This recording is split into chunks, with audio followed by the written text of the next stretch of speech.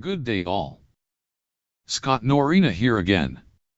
Today I will be reviewing yet another programming exercise I developed back in the good old days when programmers used to write their own code. At inception, my program called JSON-FileReadWrite was intended to demonstrate how Java-type class data could be converted to JSON JavaScript object notation string data and saved to a local file system. The program also includes the capability to read that same JSON data file back into memory and convert it back into a Java data format. Later, in order to simulate real-world usage, the program functionality was extended to include a simple server to allow for JSON data to be passed in and out of the application using the HTTP REST methods of POST and GET. The code for this programming exercise is available in the following public GitHub repository and may be cloned on your own system with Git. The link to this repository will be copied into the video description below. In the world of web application development, it is essential to understand how data is managed and shared. JSON is the most widely used standard data format for passing information over the Internet. In this exercise, I will show how a Java application can be configured to run an API-applied programming interface that exposes URI uniform resource identifier endpoints to process POST and GET HTTP methods to process JSON user data. The exercise also includes a simple web interface to view the saved data and add new users to the file data store. Okay. I will open the folder with the source code for my programming exercise. I am using Windows Terminal and Xoxide to quickly navigate to the folder. I will then open the project in IntelliJ.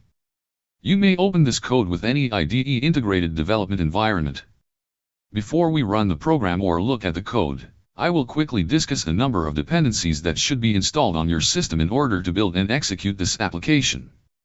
This program is made up of two parts. At the top is source code for a Java program managed by the Maven build tool. The Maven POM file in the root directory lists the configuration options and program dependencies used by this application. Maven is used to build and package our Java application into an executable jar file. Maven may come installed in your IDE. If not, it must be installed separately and added to the system path. I will open a terminal in IntelliJ and run a command to check my installed Maven version. I have Maven 3.9.11 installed and available on my system. Java is also essential. Again, your IDE may assist you with install of Java. Otherwise, it must be installed separately and added to the system path. Run of the command java -- version shows that I have Java 17 installed. The Maven POM file defines the build to compile at Java 11, so any Java version from 11 and up will suffice to run this program. The second part of this project is contained in the folder named Web App. The code in this folder is used to build a web interface that allows a user to interact with our Java web server through a web page. This web app is managed using Node modules. Node must be available on your system in order to install required Node modules used to launch our application. Run of the command node -- version shows that I have Node version 2.5.2.1 installed. Normally, the node command npm is used to install Node modules. However, for reasons I won't get into, on my system, I have added pnpm as a package manager to replace npm in my workflow. The following two Node packages are used in this code to launch the Java server and open the web interface. Concurrently and live server. These packages may be installed globally with either npm or pnpm as follows. npm install -g concurrently. npm install -g live server. Or pnpm add -g concurrently. pnpm add -g live server. The script name start in the package.json file in the web app folder shows how the node modules of concurrently and live server are used to launch our application. Later I will open a terminal in the web app folder and run this script with the following command to launch the application. npm run start. Or pnpm run start. Before we run the start script in the web app folder, it will be necessary to compile our Java code and generate an executable jar file. As mentioned previously, Maven is used to build and package our Java application as an executable jar file.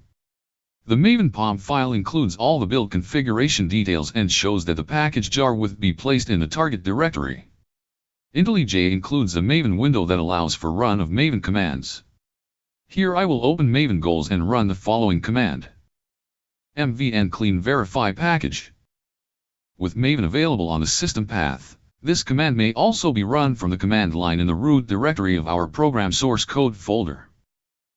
The run window in IntelliJ shows the build steps as the program is compiled and packaged, including dependencies into an executable jar file in the target directory.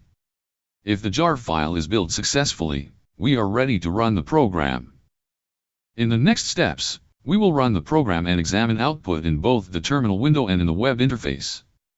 Afterwards, we will look at the source code of both the Java server and the web interface and discuss the program execution path. Okay. Let's run the program. Navigate to the web app folder and open in a terminal. Run the start script. npm run start. On my computer I will run npm run start instead. As mentioned, this command will execute the script named start in the package.json file in the web app directory. This script uses the node module concurrently to launch our Java executable jar file in the target directory and start the server. It also starts live server to load the index.html page in the default system browser and displays the web interface to our server. The logging output in the terminal windows show that the server has started and is listening for HTTP method calls on port 8080. The output includes the data of existing users. This info demonstrates that the program successfully read the data from the user.json file. Also, live server launched the index.html page displaying a form for user input followed by a list of user information already saved in the JSON data file. If we open Developer Tools on this web page and navigate to the Console tab, we see that the same array of user data was logged in the output. Notice that the user ID field in the Add User form automatically updates D to the next interval. If we enter information of another user into the form fields including name and email then press Submit, the user list is updated to show data for this new user. If we look at the terminal window in IntelliJ we will see in the logging output from the server also updated and output an updated user data list including this new user. While the web interface is the more familiar means of interacting with a backend server, it is also possible to pass REST methods directly on the command line. If I open Windows Terminal I can use the PowerShell invoke REST method function to send a GET user request directly to the server. As expected, the server returns the array list of users in the response body. It is also possible to post a new user to the server directly from the command line. The application postman can be used to verify the correct function of the two HTTP post and GET methods and view data returned in the response bodies. If we open Postman and run the getUsersGet method we see the list of user returned as a JSON string in the response body. If we run the get method we will see that the new user has been added into the list as expected. Alrightly then. Let's open IntelliJ again and take a look at the code and run through the program execution path. All of the source code for our Java app is contained in a single file named jasonFileReadWrite.git. Normally, different parts of a Java application would be organized into different packages representing separation of concerns. For sake of simplicity, all parts of this application are bundled here. Let's examine the code. First, we have our single package namespace of com.rs snorrena.app. Then we have a list of dependencies included in import statements.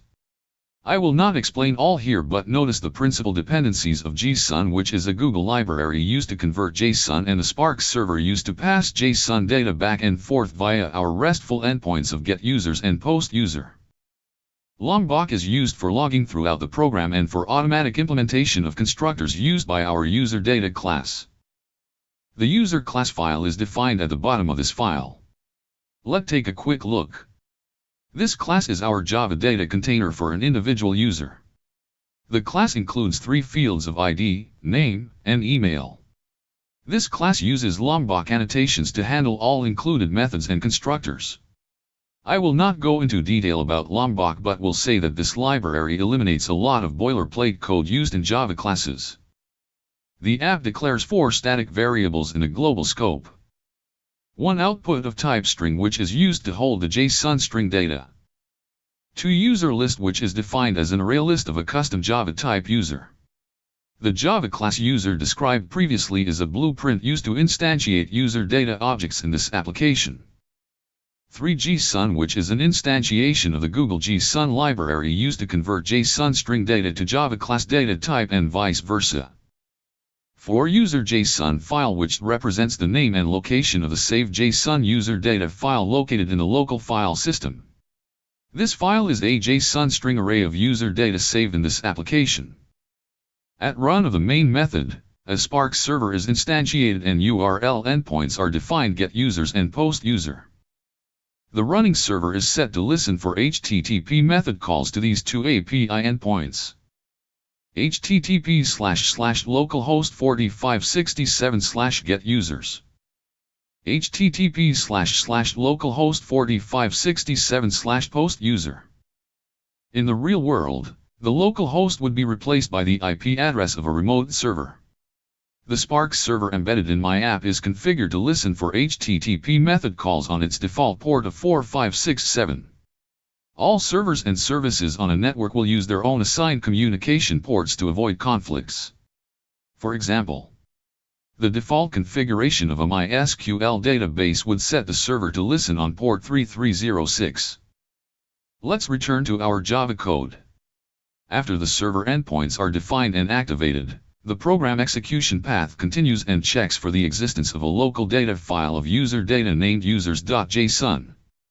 If the data file does not exist, the resetUserList method is called and a new data file is created and seeded with user data.